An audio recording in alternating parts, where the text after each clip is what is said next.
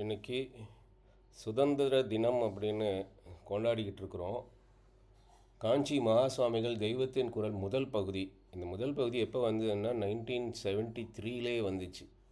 அப்போது 50 வருஷத்துக்கு முன்னாடி பிரிண்டட் வேர்ஷன் வந்துடுச்சு. அப்போது அதுக்கு முன்னாடி சொன்ன விஷயங்கள் தான் இதெல்லாம். என்ன சொல்கிறாரு அப்படின்னு பாருங்கள். எது ஸ்வராஜ்யம் அப்படின்னு சொல்லிட்டு, சுதேசி ஸ்வராஜ்யம் என்று இப்பொழுது எல்லோரும் சொல்கிறார்கள். ஆனால் நடை, உடை, பாவனை எல்லாவற்றிலும் வெள்ளைக்காரன் மாதிரி இருக்க வேண்டும் என்று முயற்சி செய்கிறார்கள். 50 வருஷத்துக்கு முன்னாடி சொன்னது. இன்றைக்கி என்ன மாதிரியான கூத்தெல்லாம் நடந்துகிட்டு இருக்குன்னு நம்ம சொல்ல வேண்டியதில்லை. பெண்களுடைய உடை தான் நான் ரொம்ப முக்கியமாக சொல்கிறேன். ரொம்ப வருத்தமாக இருக்குது. பெரியவங்க சொல்லியிருக்காங்க, நாம் சொன்னால் யாரும் கேட்க போகிறது கிடையாது. பெரியவங்க சொல்லி யாரும் கேட்குறதுக்கே இங்கே கஷ்டமாக இருக்குது. இருந்தாலும் படித்ததை ஷேர் பண்ணிக்கிட்டு இருக்கிறேன், அவ்வளோதான். ஸோ எல்லோரும் சொல்கிறார்கள். ஆனால் நடை, உடை, பாவனை எல்லாவற்றிலும் வெள்ளைக்காரன் மாதிரி இருக்க வேண்டும் என்று முயற்சி செய்கிறார்கள். இவைகளெல்லாம் உள்ள மட்டும் நாம் பரதேசிகள் தான். நாம் பரதேசிகள் தான். பரம் என்றால் வெளிநாடு நாட்டு மாதிரி தான் நாம் இருந்துக்கிட்டு இருக்கிறோம். ஏன்னா அதை தானே காப்பி அடித்து இமிட்டேட் பண்ணிக்கிட்டு இருக்கிறோம். அதனால் இவைகளெல்லாம் உள்ள மட்டும் நாம் பரதேசிகள் தான் அப்படின்னு காஞ்சி மகாசுவாமி சொல்கிறார். நம் நாடு பாராதீனத்திலுள்ள ராஜ்யம்தான். இப்போது வாஸ்தவமான ஸ்வராஜ்யம் வர வேண்டுமென்றால் நம்முடைய தேசத்தின் ஆசார அனுஷ்டானங்கள் எப்படி இருந்தன என்பதை கவனித்து இப்பொழுது இருப்பதை அப்படி மாற்றினால் நல்லது என்று உணர்ந்து அதற்கு வேண்டிய காரியங்களை செய்வதுதான். அது முன்னாடி வெள்ளைக்காரன் வர்றதுக்கு முன்னாடி அந்நிய தேசத்தார் நமக்கு நாட்டுக்கு வந்து நம்மளை எல்லாம் கொள்ளையடித்து மதம் மாற்றுவதற்கெல்லாம் முன்னாடி நமது நாடு எப்படி இருந்தது அதை மறுபடியும் நாம் மீட்டெடுக்க வேண்டும். எவ்வாறெல்லாம் விஷயங்கள் இருந்தது, கல்வி எவ்வாறு இருந்தது குறிப்பாக. ஏன்னா அதுலேருந்து தான் எல்லாமே வருது.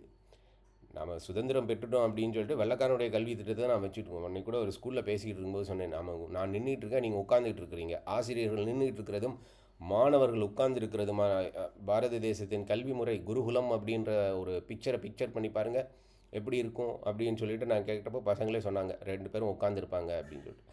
ஆசிரியர் குருவும் உட்கார்ந்துருப்பார், சிஷ்யர்கள் மாணவர்களும் உட்கார்ந்துருக்கிறார். அதுதான் குருகுலம்.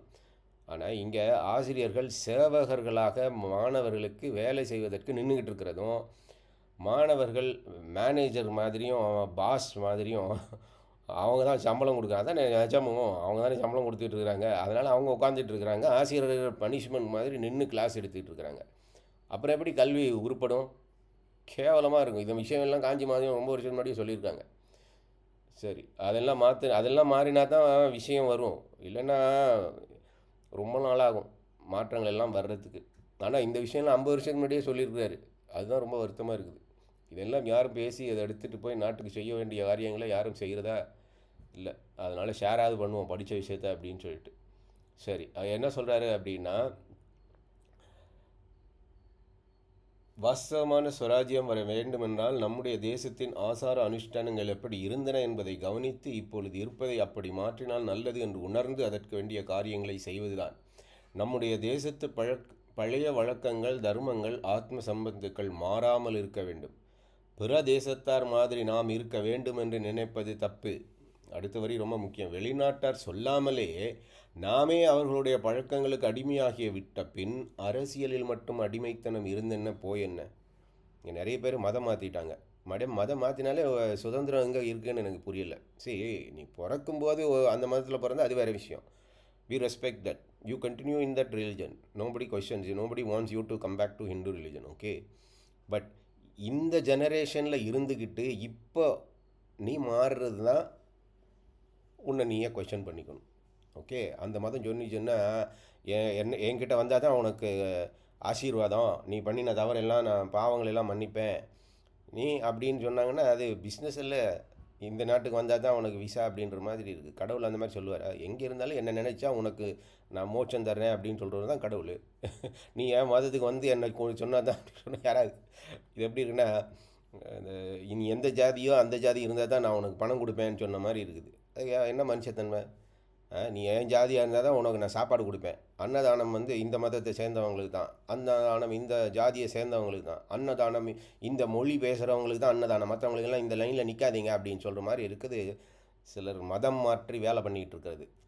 ஸோ அது சொல்ல வேண்டியிருக்குது. ஏன்னா நாமே அவர்களுடைய பழக்கங்களுக்கு அடிமையாகிவிட்டவின் அரசியலில் மட்டும் அடிமைத்தனம் இருந்தென்ன போயென்ன. உண்மையான சுராஜ்யமானால் நம்முடைய சுதந்திரப்படி நடத்தும் சட்டசபையெனில் நம்முடைய தர்மராஜ்யம் ஆதியில் எப்படி இருந்தது, அதை மீண்டும் கொண்டு வர என்ன செய்ய வேண்டும் என்பதை ஆலோசிக்க வேண்டும் அப்படின்றாரு. ஆனால் இன்றைக்கி இருக்கிற சட்டசபை என்ன சொல்லிகிட்டு இருக்கு?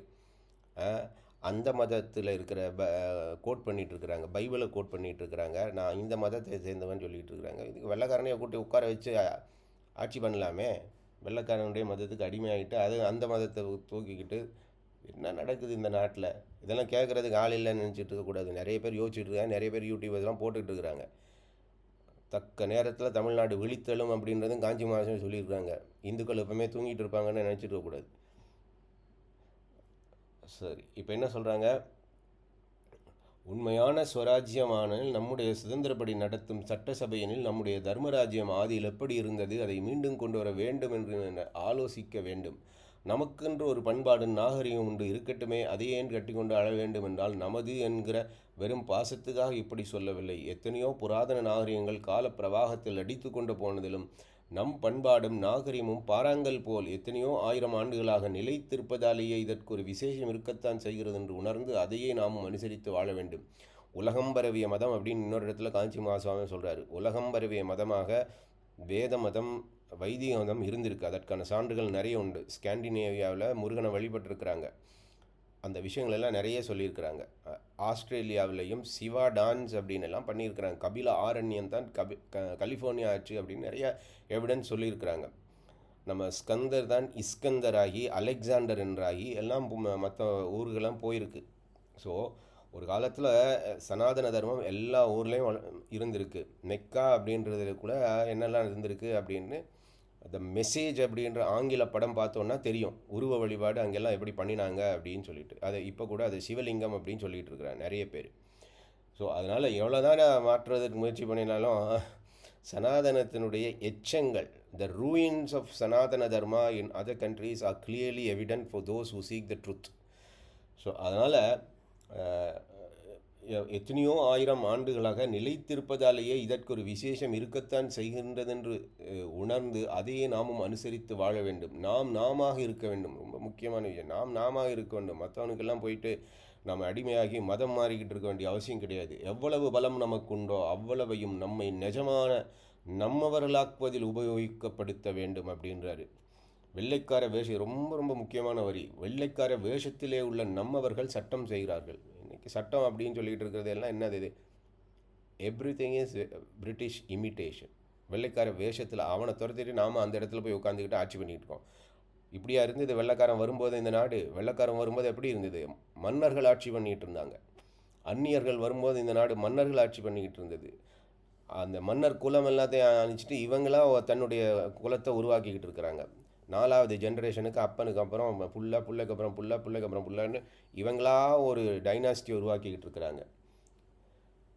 வெள்ளைக்கார வேஷத்திலே உள்ள நம்மவர்கள் சட்டம் செய்கிறார்கள். அதற்கு அடிமையாக நாம் இருக்கிறோம் என்றால் அதில் சுதந்திரத்தின் சாரமே இல்லை. நம்முடைய சம்பிரதாயங்களை அனுசரிக்காதவர்களுக்கு ஓட்டு கொடுத்து வரும் ராஜ்யம் அடிமை ராஜ்யம்தான். நாம் எல்லாம் ஸ்லேவ்ஸ் அப்படின்னு காஞ்சி மகாசுவாமியை சொல்கிறார். நம்முடைய சம்பிரதாயங்களை அனுசரிக்காதவர்களுக்கு ஓட்டு கொடுத்து வரும் ராஜ்யம் அடிமை ராஜ்யம்தான். லௌகீக விஷயங்கள் கூட ஆத்ம சம்பந்தமாகவும் தெய்வ சம்பந்தமாகவும் இருந்த முறைதான் நம்முடையது. எல்லா விஷயத்துலையுமே இறைவனை நினைத்து நம்ம பண்ணிகிட்டு இருந்தோம். அதுதான் இங்கே சொல்கிறாங்க. தெய்வ சம்பந்தமாக இருந்த முறைதான் நம்முடையது. அதன்படி இருந்தால் உயர்வை அடையலாம் என்பதை அறிந்து நமக்கு எந்த மாதிரி சுதந்திரம் உண்டோ அதை அந்த முறையை நிலை நிறுத்துவதிலேயே பயன்படுத்த வேண்டும். தர்மம், தொழில்முறை முதலியவை அறிந்தவர்களையும் அனுஷ்டானம் ஒழுக்கம் உடையவர்களையே ராஜ்ய நிர்வாகத்திலும் வைத்து பார்க்கணும். ஒழுக்கம் உடையவர்களை வைத்திருக்க வேண்டும் அப்படின்னு காஞ்சி மகாசுவாமி சொல்கிறேன். இங்கே என்னென்னா யாரோ ஒருத்தியோட குடும்பம் நடத்துறதுக்கு தயாராகிட்டு இருக்கிறவங்க ஆட்சி பண்ணிகிட்டு இருந்தால் அந்த நாடு எப்படி இருக்கும்? ஒரு நடிகை அமைச்சர்களையும் முதலமைச்சர்களையும் தனது கைகளில் போட்டு கொண்டிருந்தால் அந்த நாடு எவ்வாறாக இருக்க முடியும்? அந்த மாதிரியான மன்னர்கள் எல்லாம் வீழ்ந்திருக்கிறாங்க அப்படின்றது சரித்திரம். அந்த மாதிரியான மன்னர்கள் எல்லாம் நமக்கு வேண்டியது கிடையாது. சிறப்பான மன்னர்கள் நமக்கு வேணும். ஒழுக்கமுடையவர்கள் இருக்க வேணும். இன்றைக்கி ஆட்சியில் இருக்கிறவங்களுக்கு ஒழுக்கம் தகுதி இருக்கா அப்படின்ற ஒரு குவாலிஃபிகேஷனை எலெக்ஷன் கமிஷன் வைக்க முடியுமா? ஏன் வைக்க மாட்டேங்கிறாங்க? Why are they not keeping qualifications, character qualification, educational qualification, administrative qualification? எந்த தகுதியும் கிடையாதுயா. இதுக்கு முன்னாடி நீ எந்த கவுன்சிலர் வேலையும் இருந்தது கிடையாது. அந்த அட்மினிஸ்ட்ரேஷனில் இன்றைக்கி இருக்கிற அட்மினிஸ்ட்ரேஷன் கவுன்சிலர் தான் லோவஸ்ட் ரேங்க்னு நான் நினைக்கிறேன். அந்த லோவஸ்ட் ரேங்கில் இருந்து படிப்படியாக முன்னேறி எம்எல்ஏ எம்பி அப்படின்னு முன்னேறி மினிஸ்டர் ஆகி அதுக்கப்புறம் சீஃப் மினிஸ்டர் ஆகி அதுக்கப்புறம் பிரைம் மினிஸ்டர் ஆகு அப்படின்னு இருந்தால் கூட ஏதோ ஒத்துக்கலாம். இந்த நடுவில் எதுவுமே இருக்க வேண்டியது, நேராக சீஃப் மினிஸ்டர் நேராக பிரைம் மினிஸ்டர் உட்கார வைக்கிற ஒரு கேடு கெட்ட முறையை வச்சுக்கிட்டு அதில் ஒரு தேர்தல்னு வச்சு லார்ஜஸ்ட் டெமோக்ரஸி அப்படின்னு வர பீத்திக்கிட்டு இருக்கிறதா இருக்குது. அவர் என்ன சொல்கிறார் பாருங்க, ஒழுக்கம் நிறைந்தவர்களையுமே ராஜ்ய நிர்வாகத்தில் வைத்து பார்க்க வேண்டும் அப்படின்றார். அவர்கள் நம்முடைய சாஸ்திரப்படி தர்ம ராஜ்யத்தை ஸ்தாபித்து இது நன்றாக நடக்கிறது என்று காட்டி மற்ற தேசத்தவர்களுக்கும் இதை அனுசரிக்க செய்ய வேண்டும்.